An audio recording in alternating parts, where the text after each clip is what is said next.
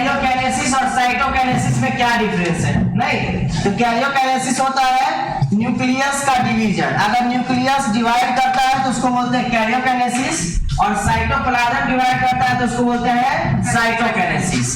ये जो कैरियोकाइनेसिस होता है एक्चुअली में इसमें क्रोमेटिन से क्रोमोसोम बनता है, ठीक, सेंट्रोमियर का फॉर्मेशन होता है, क्रोमेटिड्स का फॉर्मेशन होता है, ठीक है। इसके बाद जो आपका साइटोकाइनेसिस होता है इसमें साइटोप्लाज्म का डिवीजन होता है, और ज्यादा जानकारी नहीं लेना है आपको। उसके बाद जो एम फेज बनेगा ना, माइटोटिक फेज, उसमें आपको समझ में आएगा कि न्यूक्लियस के डिवीजन में क्या क्या चीज इवेंट होता है। नहीं, न्यूक्लियस जैसे क्रोमोसोम है तो कब क्रोमोसोम बनता है, कब ये अलाइन होता है, कब ये ऊपर जाता है, कब ये नीचे जाता है, तब की बात करेंगे। अपने लोग इंटरफेज में 3 फेज का बात किए थे। कितने फेज का? 3। G1 फेज, S फेज और G2 फेज। आज हम लोग इंटरफेज खत्म करेंगे, G1 फेज पढ़ेंगे, S फेज पढ़ेंगे और G2 फेज पढ़ेंगे। आप लोग को बता देते हैं ओवरऑल G1 फेज में हम क्या पढ़ेंगे। G1 फेज में हम सबसे पहले ये बताएंगे आपको कि इसका 2 नाम है, एक का 3 नाम है, 2 नाम नहीं 3 नाम है इसका।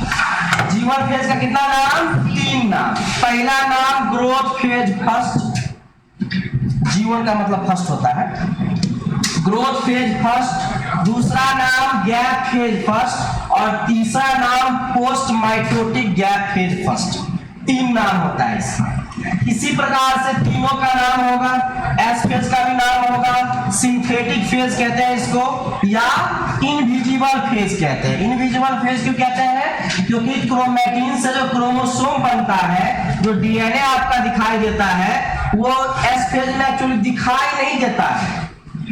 क्रोमोसोम जब बनता है ना तो दिखता नहीं है आपको, उसका अमाउंट डबल हो जाता है डीएनए का। इससे पता लगाते हैं कि क्रोमेटिन से क्रोमोसोम बन गया होगा, दिखता नहीं है एक्चुअली में कि क्रोमोसोम बना कि नहीं।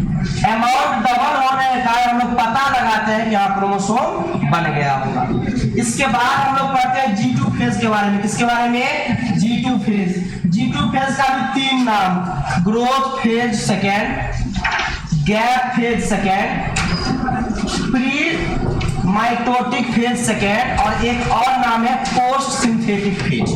4 नाम है इसका, ठीक है।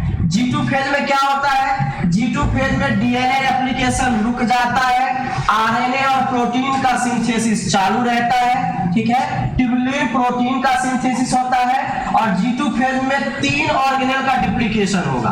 पहला ऑर्गेनेल माइटोकॉन्ड्रिया, दूसरा ऑर्गेनेल गोल्जी apparatus, और तीसरा ऑर्गेनेल क्लोरोप्लास्ट। इस तीनों ऑर्गेनेल का डुप्लीकेशन होता है, डबल होता है। ये 3 ही ऑर्गेनेल इस फेज में डबल होगा।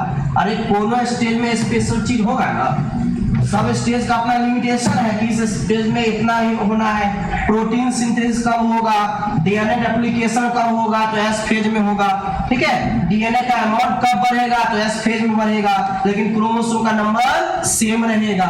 क्रोमोसोम का नंबर नहीं बढ़ता है, डीएनए का अमाउंट बढ़ता है। जैसे हम बोले कि हमारे पास एक सेल है, ठीक है, मान लेते हैं हैप्लॉइड सेल है, पहले मान लेते हैं हैप्लॉइड सेल है। तो हैप्लॉइड सेल है तो यहाँ हैप्लॉइड सेल है तो क्या लिखेंगे? N लिखेंगे, और इसमें डीएनए का कंटेंट कितना लिखेंगे? C। हैप्लॉइड सेल के पास कितना? C। अब इसी का मान लीजिए रेप्लिकेशन होगा तो आपसे पूछ दिया जाए कि S फेज में डीएनए का कंटेंट और पोलैरिटी लेवल बताओ, तो क्या बताओगे आप लोग? आप लोग बताएंगे कि देखो ये तो पहले से था, रेप्लिकेशन होगा तो और इसका बन जाएगा रेप्लिकेटेड ट्रेट। नहीं, क्रोमोसोम नंबर 1 तो अभी भी है, लेकिन डीएनए का कंटेंट बढ़ गया है। यही बोल रहे थे तो हम समझा रहे थे ना कि एस फेज की बात कर रहा है, तो आप समझने के लिए तैयार पहले थे। आप कहते फेज फेज कहता कि हमारा दिमाग कंफ्यूज उड़ा दिया। क्या 2C नहीं होगा? देखिए तो एक ये क्रोमेटिड, एक ये क्रोमेटिड, तो इसमें भी डीएनए होगा, इसमें भी डीएनए होगा, लेकिन है तो क्रोमोसोम नंबर 1 ही, एक ही सेट प्रेजेंट है, इसीलिए सेल हैप्लॉइड ही रहेगा, मतलब क्रोमोसोम का नंबर चेंज नहीं हुआ, जबकि डीएनए का कंटेंट चेंज हो गया। इसी को बोलते हैं डीएनए कंटेंट डबल होना, लेकिन क्रोमोसोम का नंबर रिमेन्स सेम रहना ड्यूरिंग द एस फेज। समझे नहीं समझे? या फेज है रहे चाहे ना रहे। गायब फेज रहे ना रहे, फेज का डिस्कस किया जाएगा तो फेज रहे ना रहे।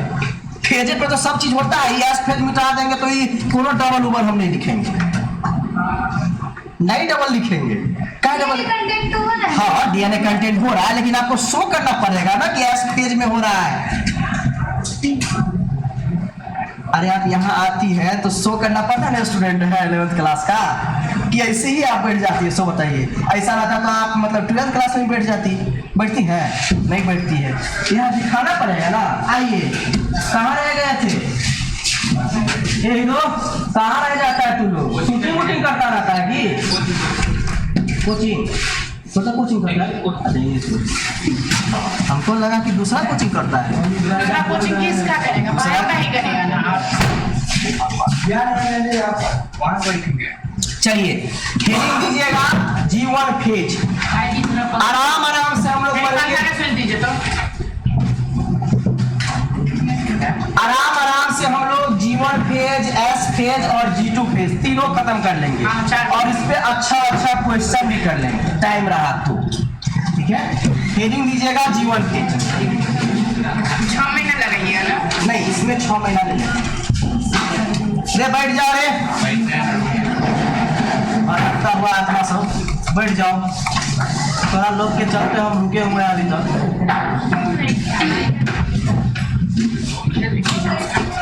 पहला हेडिंग दीजिएगा, पहला है G1 फेज। इसके बारे में G1 फेज के बारे में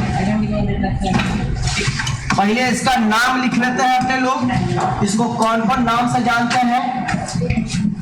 इट इज टर्म एज, अच्छा इट इज टर्म एज का मतलब समझते हैं ना? ये पीछे क्या कर रहा है? इट इज टर्म एज का मतलब समझता है ना? इसको दर्शाया जाता है, कहा जाता है, बताया जाता है।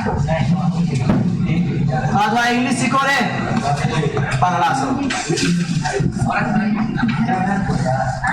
कहाँ पढ़ता है इंग्लिश तो सब्जी? आरबी यादव के पास।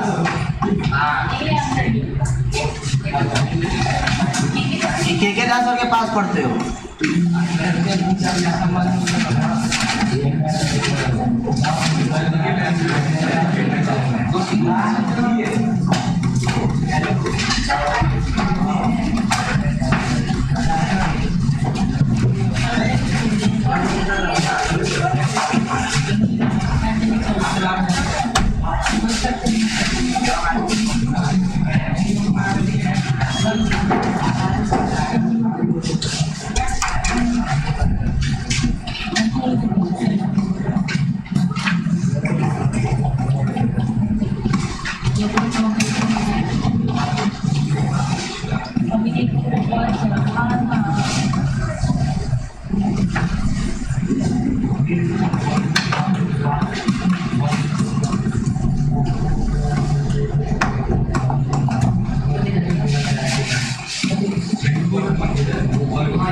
बात नहीं कीजिए, तो पहला लिख दिए। इंटरफेज में 3 वो स्टेज है ना, G1 फेज, S फेज और G2 फेज। तो पहला ही फेज होगा ना, ये भूल जाती हैं आप।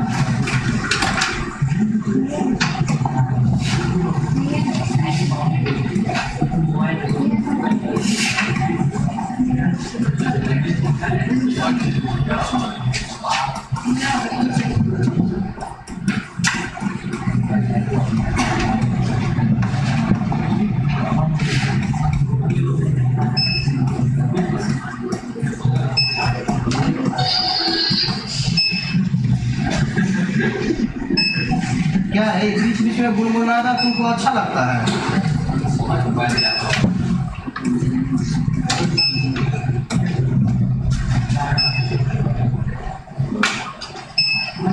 नीचे था ना ऊपर कैसे आ गया?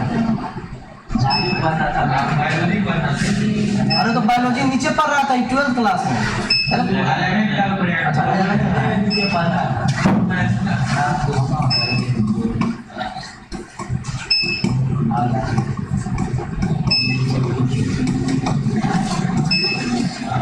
अच्छा यहाँ हम प्रोटीन के बदले एमिनो एसिड सिंथेसिस लिख देते, कोई दिक्कत? बात बराबर ही है। आप कुछ लिख दीजिएगा। अरे बड़ा दिक्कत है। बात बराबर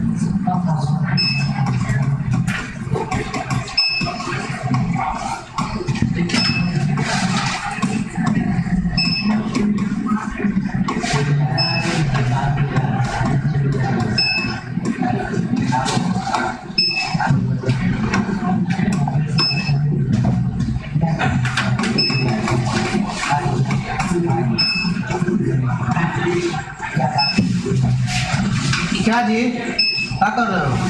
आके कॉपी चेक करेंगे, नहीं रहेगा तो ये ऐसा जूता मारेंगे वही हम। क्या जूता देखो ना यार, वही जूता भी नहीं पहने, तुम बीच में बेइज्जती कर देगा बच्चा। तुम बीच में काहे बोल देती हो? हमारा फ्लो टूट जाता है। इतना अच्छा बोलते रहते हैं जूता में मारे। डायलॉग हम मारते रहते हैं, वो फ्लो टूट जाता है। चल रहा बात है।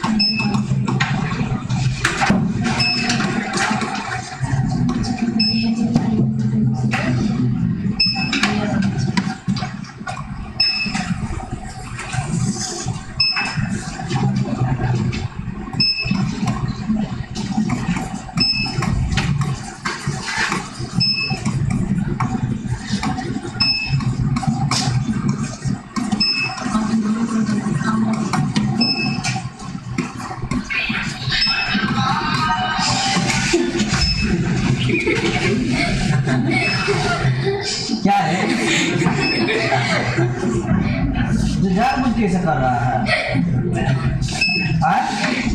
जब जानबूझ के कर रहा है तो बोल दो हमको, हम रुक जाएंगे, थोड़ा देर सुन लेंगे हम। पागल सब आ गया। पता चलते फिर कम बजेंगे। कभी गुनगुनाता है तो कभी साउथ का बजाता है।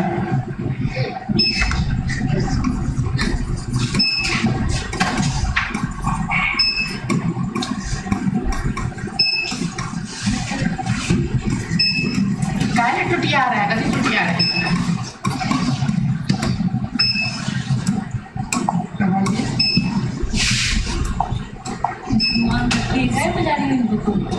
रट क्या है, बड़े बड़े चंपा खिलने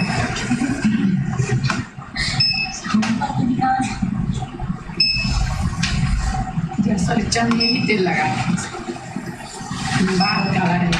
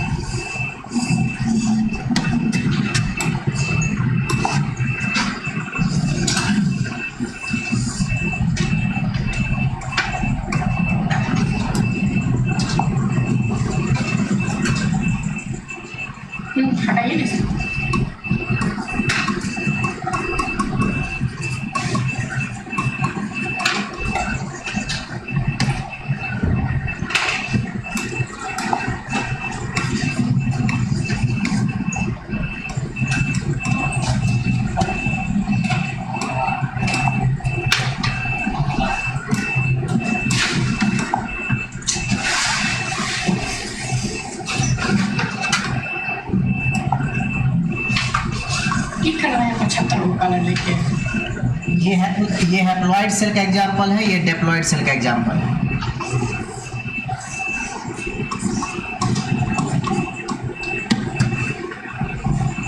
यहाँ N लिखेंगे और 2C लिखेंगे, ठीक है। फिर इसको आप S फेज में जैसे ही भेजेंगे तो DNA का कंटेंट डबल होगा, लेकिन क्रोमोसोम का अमाउंट सेम ही रहेगा, वो आपको दिखेगा।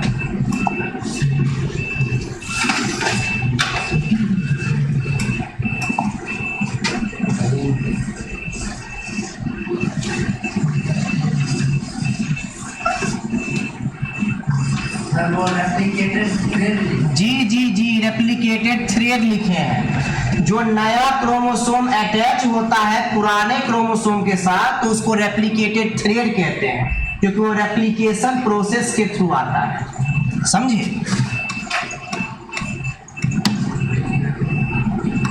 यहाँ भी आपको ये 2N, ये 2N और ये 4C दिखेगा।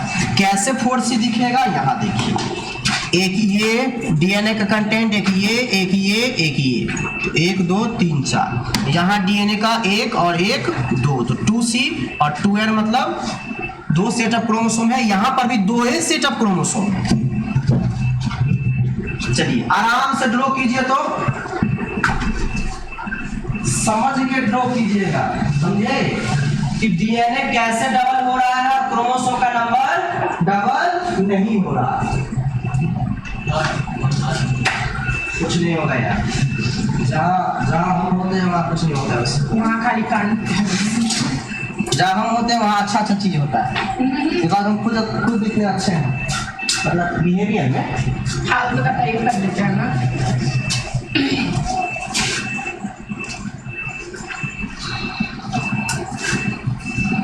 इस पे ध्यान दीजिएगा कि हम जो वो स्टेटमेंट लिखे हैं वो सही आ रहा है कि नहीं आ रहा है, थोड़ा देख लीजिएगा। आ रहा होगा सही, क्रोमोसोम का नंबर नहीं बढ़ रहा होगा। आपको नहीं आता?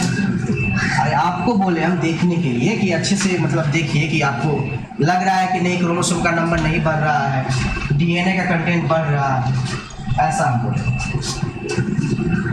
देखो ना, ये छोटा बच्चा वहाँ लगे खड़े हो जाएगा तो किसी को भी डर हो जाएगा। चलिए RNA के बारे में आप लोग जानते हैं क्या? राइबो न्यूक्लिक एसिड, कौन सा शुगर होता है RNA में? पेंटोज। देख लो उसको, पेंटोज में कौन सा शुगर होता है? राइबोज शुगर होता है। कौन सा शुगर होता है? राइबोज। पेंटोज सही बोले आप, ठीक है, लेकिन राइबोज शुगर बोलिएगा तो और अच्छा लगेगा हमें। लिख लिया क्या? बहुत देर से लिखते हैं आप लोग, लेकिन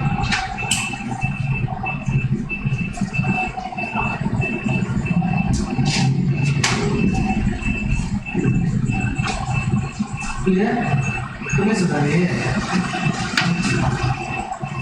खाली है, जल्दी नहीं निकलना, तो सजा सजा कर लीजिए।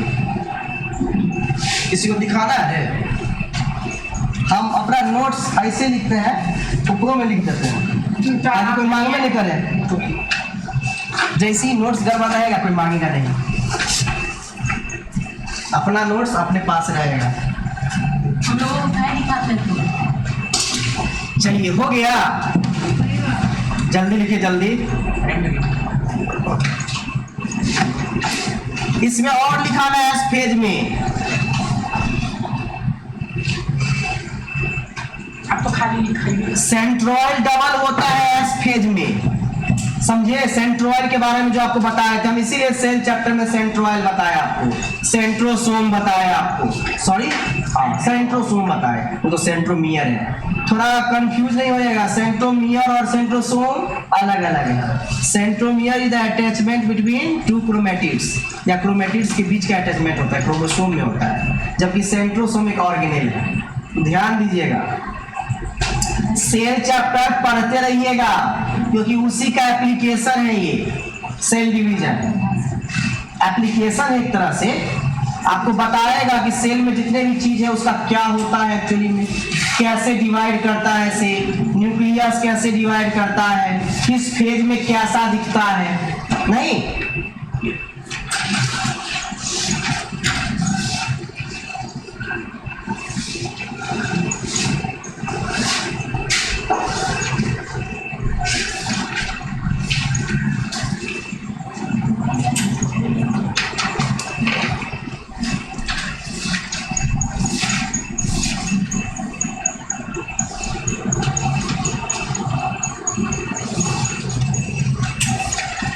चलिए लिख लिए, लिख लिए क्या? नहीं लिखे, 2 मिनट लीजिए, 2 मिनट। अच्छा, ये एस का मतलब क्या होता है? सिंथेटिक फेज या एस फेज कहते हैं इसको, ठीक है। जैसे ही एस फेज में ये इंटर करेगा, डीएनए कंटेंट क्या हो जाएगा? डबल हो जाएगा, लेकिन क्रोमोसोम नंबर वैसा का वैसा ही रहेगा, समझे? क्रोमोसोम नंबर क्या रहेगा? वैसा का वैसा ही रहेगा। इसीलिए हम 2 सेल का एग्जांपल लिए हैं, एक बार हैप्लॉइड सेल बताए हैं, एक बार डिप्लॉइड सेल बताए। देखो, डिप्लॉइड सेल में ऐसा नहीं बोल रहा है कि ये 4n हो जाएगा। 4n क्यों होगा भाई? एक ही क्रोमोसोम का सेट है ना, तो 4n क्यों होगा? अगर ये एक होता, ये दूसरा होता, तब 4n होता, समझे? अलग अलग क्रोमोसोम होता, ये तो एक ही सेट ऑफ क्रोमोसोम है। चलो लिख लिए। हाँ, जीवन फेज में कितना टाइम लगता है? जीवन फेज लॉन्गेस्ट फेज होता है इंटरफेज का, ऐसा मान के चलते हैं, लेकिन टाइम यहाँ पूरा डिस्कस नहीं किया जाता है। ऐसा बताया जाता है कि आप इंटरफेज को ओवरऑल बात करते हैं तो 23 घंटा ऐसा बोला जाता है, 24 घंटा में, समझे? ऐसा जीवन फेज, एस फेज और G2 फेज इसका डिफरेंशिएट नहीं है कि आपको इसमें कितना मिनट लगता है, इसमें कितना आवर्स लगता है, इसमें कितना आवर्स लगता है, ऐसा नहीं है। ऐसे हम बताया जाता है कि इंटरफेज में 95% है, 100% का 95%, तो 24 घंटा का 95% 23 घंटा होगा। तो ऐसे मान के चलते हैं कि इंटरफेज में 23 घंटा लगता है और एम फेज में, माइटोटिक फेज में 1 घंटा लगता है। ऐसे हम लोग कैलकुलेट करते हैं, ये भी कोई फिक्स चीज नहीं है, ये भी कोई लिखा हुआ चीज नहीं है, ऐसे हम लोग कैलकुलेट करते हैं मैथमेटिकली। चलिए लिख लिए आप लोग। इतना लेट से कहा है? पता नहीं था 7 बजे क्लास होता है।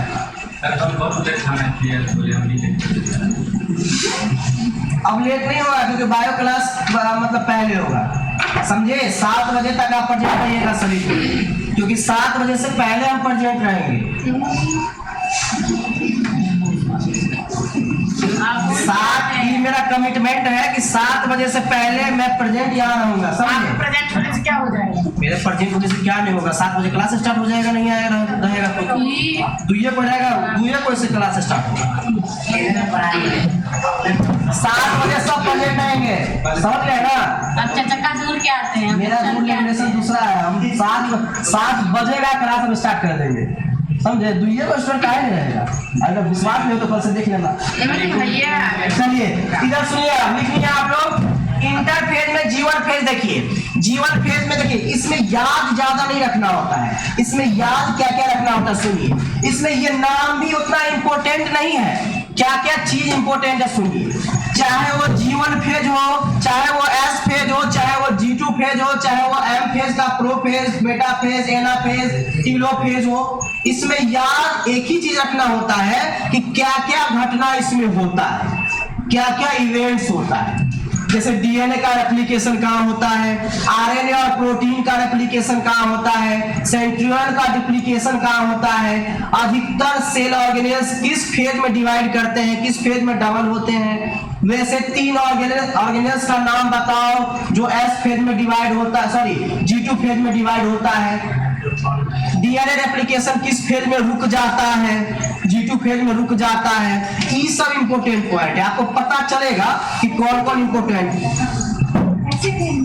एस फेज में शुरू होता है, शुरू होके के वही खत्म होगा। हाँ, शुरू होके खत्म हो जाता है, तो उसके बाद G2 फेज चालू होता है ना, तो क्या कहेंगे? G2 फेज में रुक गया कि एस फेज में रुक गया?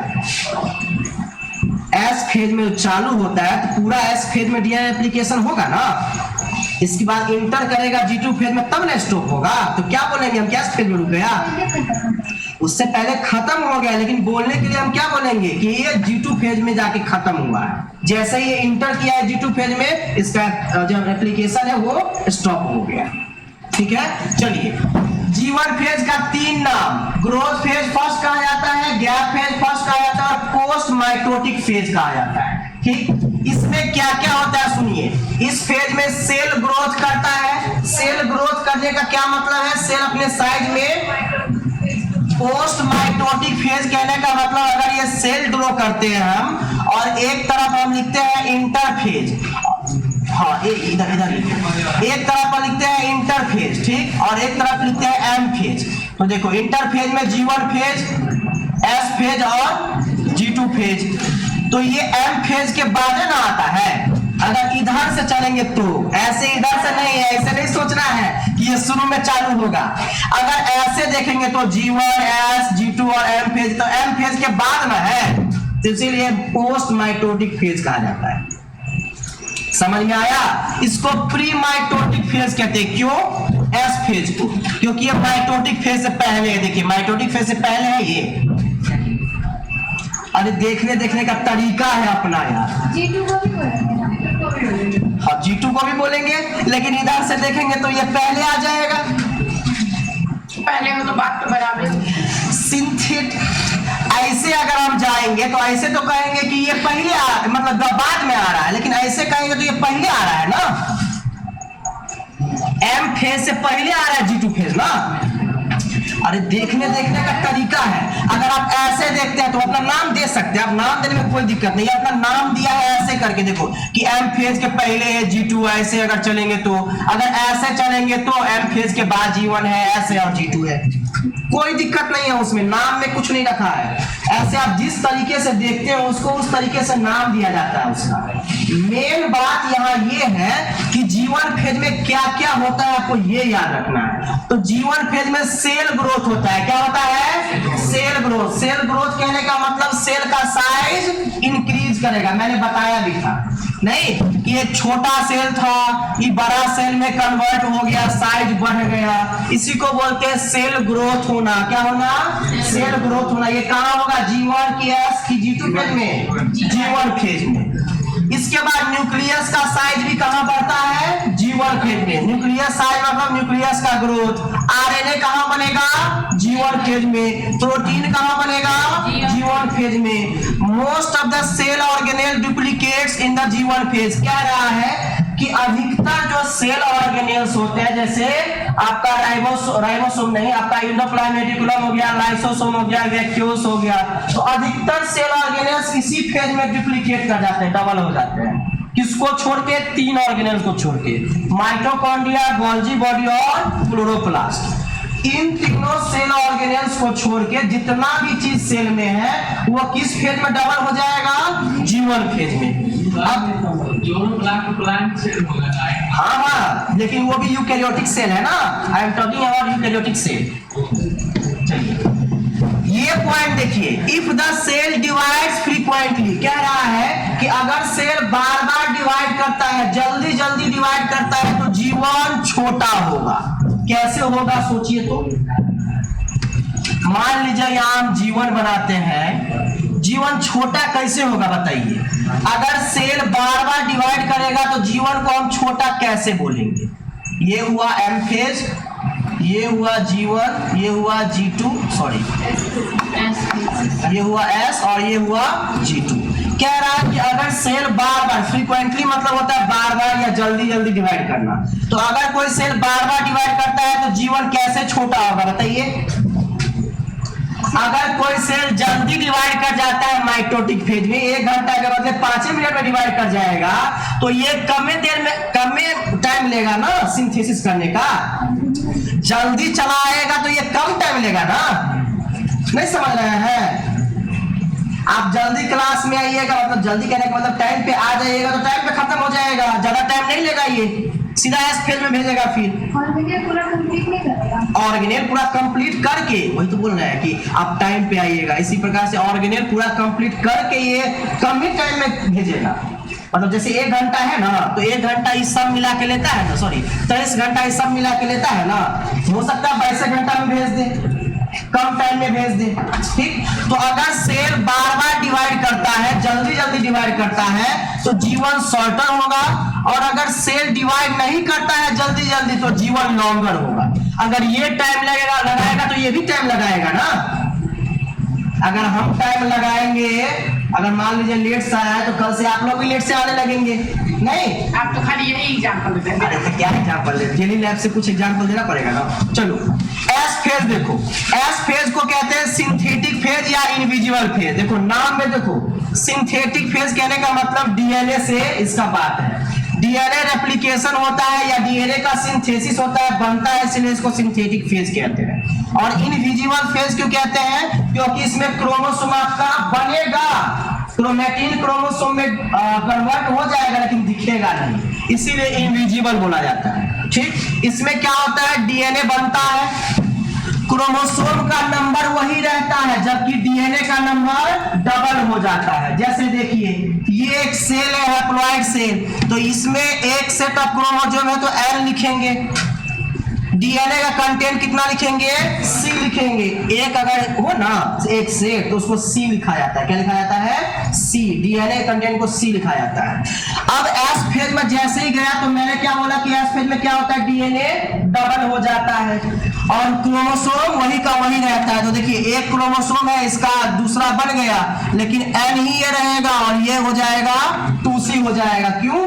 क्योंकि एस फेज में डीएनए डबल होता है। डिप्लॉयड सेल का एग्जांपल देखिए, ये भी एक क्रोमोसोम, ये भी एक क्रोमोसोम, तो ये एक सेट है कि दो सेट है, दो सेट का क्रोमोसोम है, इसी का रेप्लिकेशन होगा तो फिर दो सेट बन गया।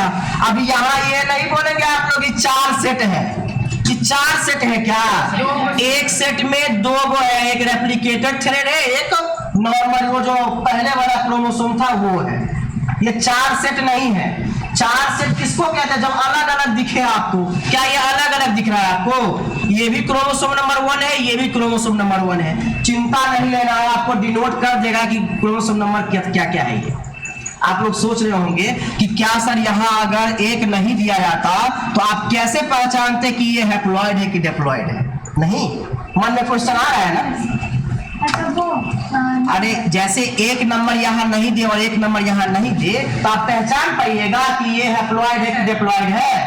आप कैसे पहचान पाएंगे? क्रोमोसोम नंबर देख के। अगर ये भी 1 है ये भी 1 है तब ना कहते हैं ये 2 सेट प्रेजेंट है या एक सेट प्रेजेंट है। चलिए यहाँ 4C क्यों हुआ? क्योंकि एस फेज में, इसीलिए 4C हुआ है। 10 मिनट अपने पास अपने टाइम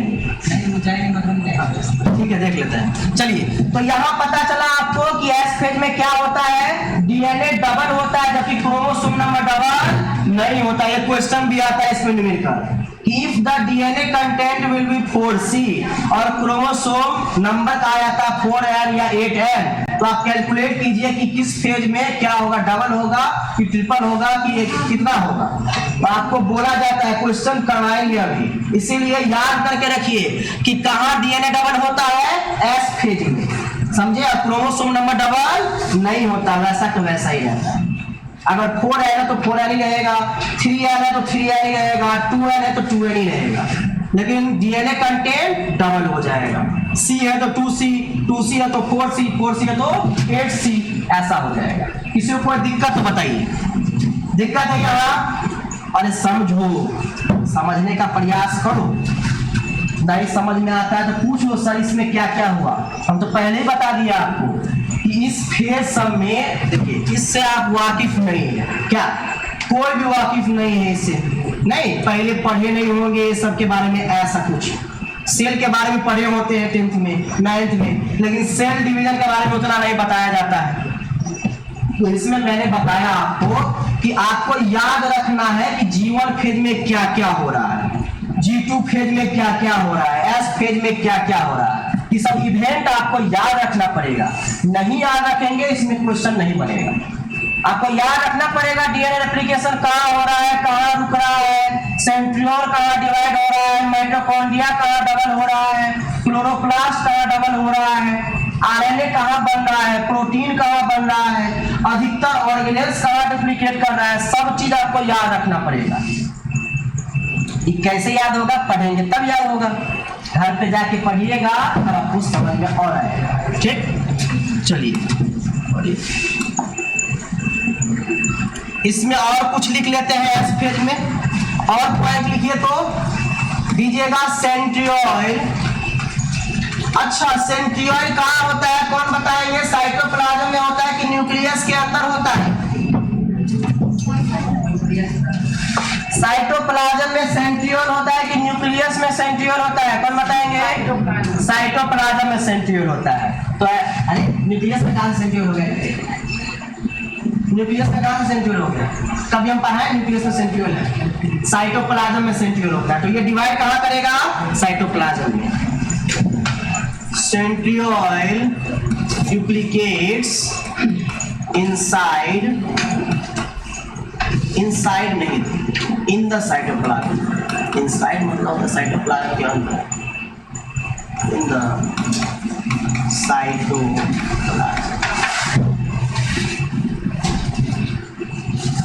यहाँ हिस्टोन प्रोटीन भी बनता है। हिस्टोन प्रोटीन जानते हैं आप लोग क्या होता है? जी, डीएनए को पैकेज करने वाला जो प्रोटीन है उसको हिस्टोन प्रोटीन बोलते हैं, जिसके कारण डीएनए इतना कंडेंस दिखता है आपको। जो सेल आपको माइक्रोस्कोप से दिखता है उस सेल के अंदर 2.2 मीटर का डीएनए भरा पड़ा होता है। कभी सोचते हैं आप कि 2 मीटर का डीएनए उसमें भरा है?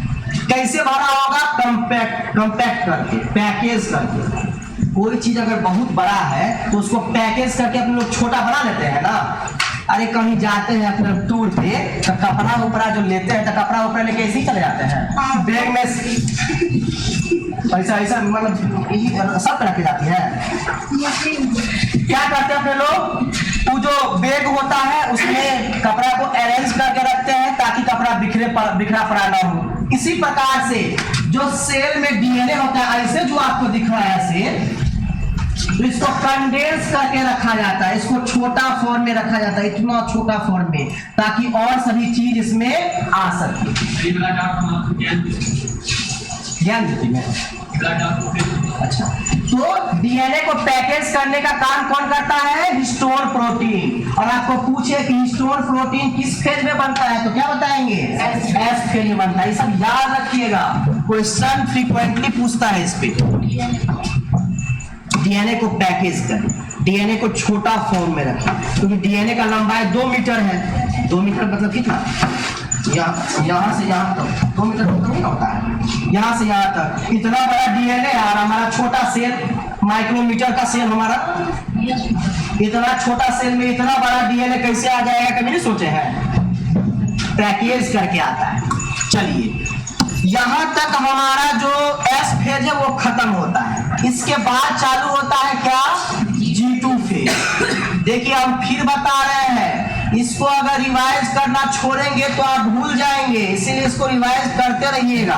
क्लास में समझ लीजिए कि क्या क्या हो रहा है और घर पे जाके इसको सब दिन रिवाइज करना है, नहीं तो ये ऐसा टॉपिक है जो भूल जाते हैं अक्सर। अरे ज्यादा नहीं ना पढ़ते इसको, इसीलिए भूल जाते हैं। अपनी बात को थोड़ा फॉलो कीजिएगा। इसको कहते हैं growth phase second. Growth phase second, gap phase second,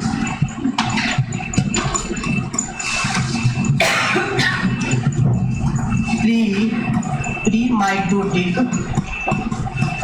phase second, PHASE लिखे है। Post synthetic. बोल तो सही रहा है ना? आपके बोलने से चलिए, इस फेज में कौन कौन से 3 ऑर्गेन डबल होता है बताओ? माइटोकॉन्ड्रिया, गोल्जी बॉडी और क्लोरोप्लास्ट। मोस्ट इंपोर्टेंट क्वेश्चन है। इसमें कौन ऑर्गेन डबल होता है? The organelles. अच्छा, ऑर्गेनेल ऐसा नहीं लिखो, थोड़ा शॉर्ट में लिखते हैं और चाहते रहते हैं जितना शॉर्ट हो जाए। माइटोकॉन्ड्रिया, ताकि आपको पढ़ने में उतना बोरिंग नहीं लगे। Mitochondria Golgi bodies and chloroplast duplicates। अच्छा, डुप्लीकेट्स में किसी को प्रॉब्लम है कि क्या होता है डुप्लीकेट्स का मतलब? डुप्लीकेट्स का मतलब क्या होता है? डबल होना। क्या होता है? डबल होना। ये तीनों ऑर्गेनेल डबल कहाँ होगा? G2 फेज में। कहने का मतलब माइटोकॉन्ड्रिया एगो है, तो एगो से दूगो कब हो जाएगा? G2 फेज में। मैं मान लेते हैं गोल्जी बॉडी 2 है, तो 2 से 4 कब होगा? G2 फेज में।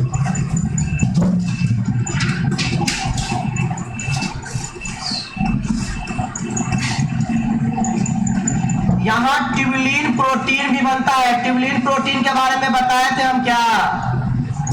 याद कीजिए, जब हम साइटोस्केलेटन पर आ रहे थे तो माइक्रोट्यूब्यूल आपको बताए थे, उसी में ट्यूबुलिन प्रोटीन आपको बताए थे। आप भूल जाते हैं।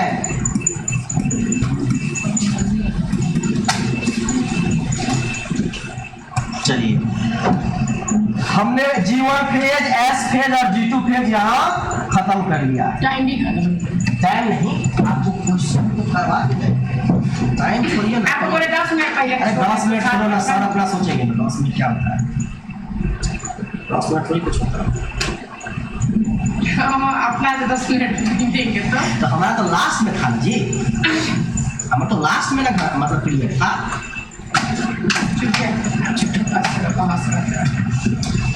देखिए, फिर से कह रहे हैं, ये चैप्टर बहुत कॉम्प्लेक्स है, अननोन चैप्टर है। आपको नए नए चीजों से मुलाकात होगा इस चैप्टर में, इसीलिए आप घर पे जाके सभी दिन टॉपिक्स को पढ़ा करेंगे और इसको याद रखेंगे कि किस फेज में क्या हो रहा है, तभी क्वेश्चन बनेगा, नहीं तो नहीं बनेगा। समझे?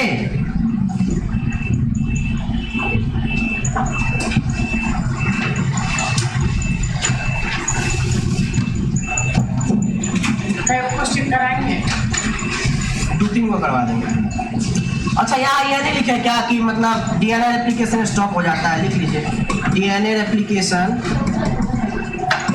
नहीं भी लिखेंगे तभी चलेगा, पता चल जाना चाहिए। चलिए, क्वेश्चन लिखिए तो अच्छा क्वेश्चन है।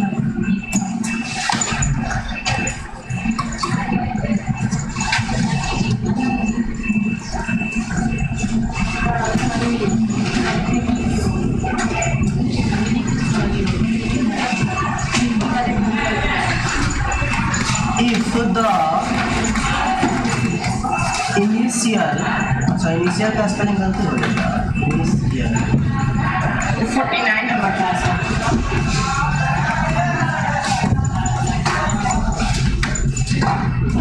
of DNA 8C, then after S phase, the amount of DNA will be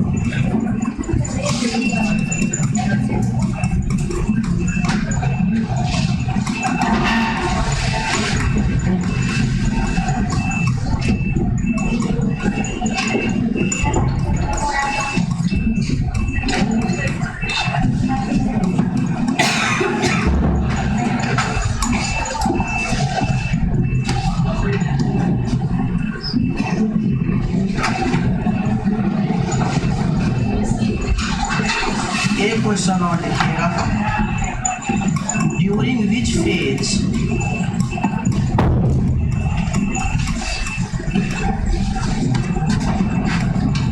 of cell cycle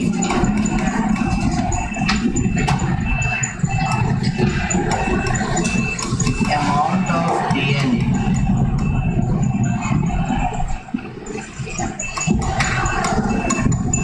in a cell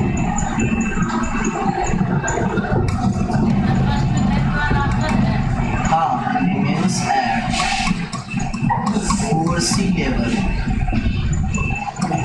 if the amount is denoted at 2C।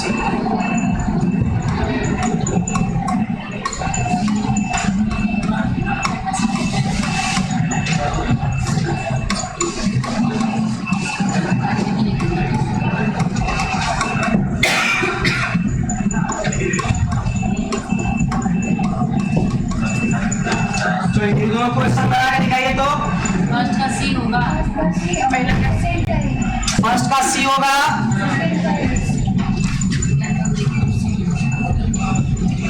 First का सी होगा। सी आंसर आया क्या? कैसे answer आएगा? Sir phase में क्या होता है, डीएनए डबल हो जाता है, तो 8 सी है तो कितना हो जाएगा 16 सी। चलिए सबका सही है। ये क्वेश्चन पढ़िए, ड्यूरिंग विच फेज कह रहा है कि सेल साइकिल के कौन से फेज में अमाउंट ऑफ डीएनए जो है वो 4C ही रहेगा। जब अमाउंट इसका 2C से 4C हो गया है तो कौन से फेज में यह 4C ही रहेगा, मतलब डबल नहीं होगा। कहने का मतलब कि 2C डीएनए से 4C डीएनए बन गया है तो कौन से फेज में अब इसका डबल नहीं होगा। कौन से फेज में डबल नहीं होगा? सी में। G2 फेज में डबल नहीं होगा ना, G2 फेज में तो रुक जाता है ना। ये M फेज की तो कोई बातें नहीं है, तो M फेज तो हट जाएगा पहले। इसमें क्या, इसमें नहीं होते, इसमें तो डीएनए का बातें नहीं है। 4C रहेगा ना उसमें। हाँ तो 4C रहेगा। ये हम बात कर रहे हैं इंटरफेज की सिर्फ बात होता है इसमें डीएनए। बस लिखा हुआ है बस फेज। हाँ तो रिमेन सेम रहता है तो सिर्फ इंटरफेज की बात किया जाता है, एम फेज की बात नहीं किया जाता है। इसमें ओनली G2 होगा, सिर्फ G2 फेज में क्या होता है, डीएनए रुक जाता है। ठीक।